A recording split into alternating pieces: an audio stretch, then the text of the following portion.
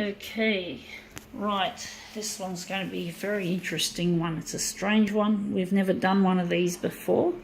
We've done similar things, but this is a different one. So I'm wondering, we're going to keep it at 100%, or if we're going to enlarge it, do something fancy to it. It's an interesting piece, considering.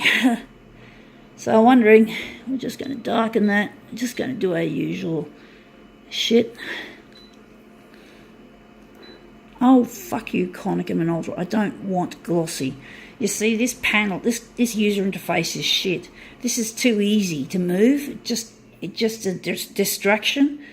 I like the old tabs that the old C353 had. It was a lot easier to deal with. It felt a lot less awkward, and the features were all ordered. They were in order, so there's less chaos, less feature clutter, because this looks really cluttered. It's a really annoying way that Konica Minolta have made this machine. I know that they just love the money and they don't care about the customer or the product. They just pretend to care about the customer. Maybe they make it as close to...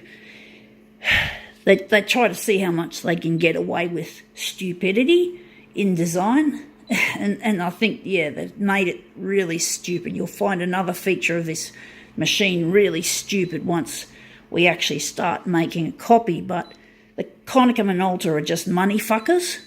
And this machine, this lifespan of this machine is apparently only 5 years for the spare parts. So therefore, this machine will become totally obsolete within roughly 5 years from now. I've already done the colour balance. So basically, I don't know. I had to get this machine because the other machine broke down, and you just don't. I just got it mixed up. I was meant to do something first. I'll change it over. But basically, this is what we're photocopying. But the thing is, I had my service agreement was terminated by the company I was leasing it off because Konica Minolta couldn't guarantee the spares, and it's no use having a service agreement when you can't guarantee parts for your customer. So you make it cheaper. I think I had to pay a cheaper amount for this machine once the spare parts were deemed near impossible to get, or, you know, whatever. I don't know what went through Mytronics' mind. It happened a year ago that my agreement was terminated. So if I wanted to get the old C353 fixed, I would have been up for an expensive due and charge call, and I couldn't afford like $160 just for the technician to come to the doorstep. You know, it's like it wasn't worth the risk. And then, of course, if I didn't have the spare parts and if the labour took longer, I would have been way out of pocket. And there wouldn't have been any guarantee that the machine would be functional. That looks quite nice.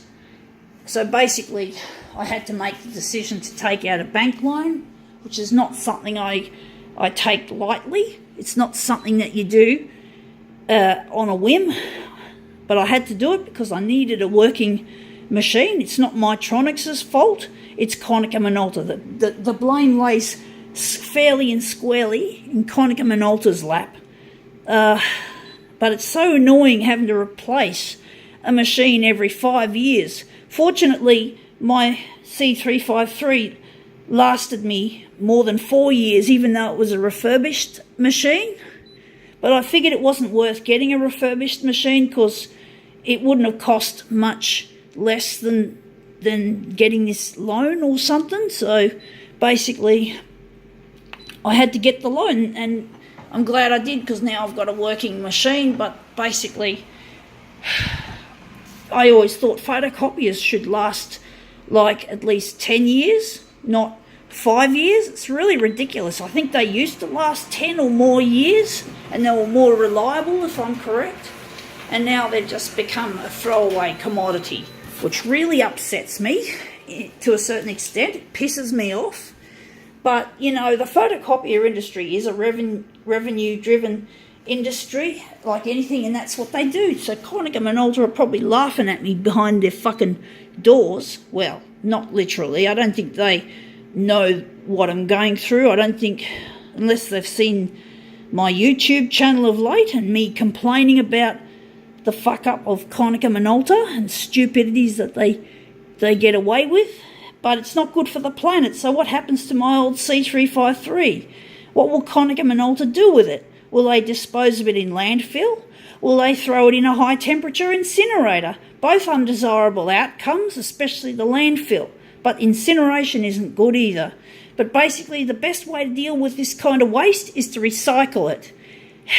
And I don't know if... And recycling is more difficult, because when you look at it, you've got to unscrew it. See the screws? You unscrew that, the panels come off. The panels get put in a batch, because there's different types of plastics, different types of metals, minerals, chemicals, whatever, and they all have to be batched. So you got to really be thorough, and you got to strip this whole fucking machine before you can recycle it.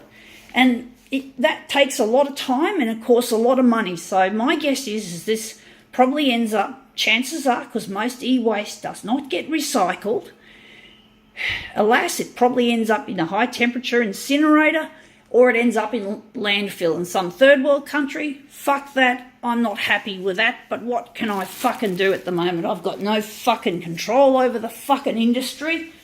The industry can go fuck itself. They're a bunch of assholes. We're going to make an artificially intelligent photocopier one day that's going to last 60 years, and then after that we strip it down for recycling. We use less plastics. We use more metals. We don't even have plastic as panels. Plastic is good for wiring. It's good for plugs and sockets, like insulation. But it's not good for panels. It's not good for other little internal bits and working parts, like gears and that. The gears should be made of metal. And I don't know what this looks like on the inside, but of course it would have gears. Come on, it's got a lot of mechanical moving parts, so therefore it's got to have gears. And a lot of gears in photocopiers, even old photocopiers that I've seen, are made of fucking plastic. And they fucking don't last as long as fucking metal, especially when you've got metal on plastic. The plastic wears out. Oh yeah, that's more reason to fucking make more money off the fucking consumer, eh? Or more money for the company. But of course, if you have a service agreement, the consumer doesn't have to pay for it except for the service agreement. But of course, if you've got a due and charge call, beware, they're very expensive. But anyway, that's my 2 cents for the day. Gotta go.